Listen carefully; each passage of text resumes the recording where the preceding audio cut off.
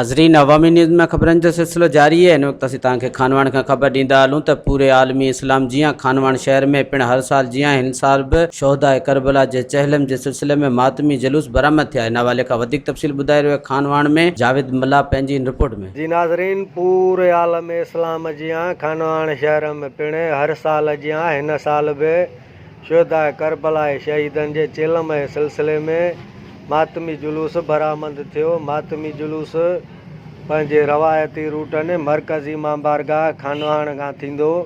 Main शाही बाज़ार खानवाण, शामे गरीबा पिण, गाज़ी गुलाम शाह पिण, सैयद सोनल शाह पिण, सैयद जाफ़र शाह पिण, मल्ला पिण, सैयद लतीफ़ शाह पिण, सैयद अकन अली शाह पिण, सोनारा बाज़ार ऐं ॿियनि मुख़्तलिफ़ पिणनि खां थींदो। वापसि मरकज़ी मां बारगाह खानवाण ते नाहिर थियो। मातमी जुलूस में सवे मोमिननि तरफ़ां चाकुनि, छुरियुनि, ज़ंजीरुनि ऐं गुर्ज़नि जा वार कया विया, जंहिं सबबु केतिरा ई मोमिन सख़्तु ज़ख़्मी थी पिया। ज़ख़्मी मोमिननि खे तिबई इमदाद लाइ मेडिकल कैंप ते पहुचायो वियो, जिते ज़ख़्मी मोमिननि जी मरहम पटी कई वई।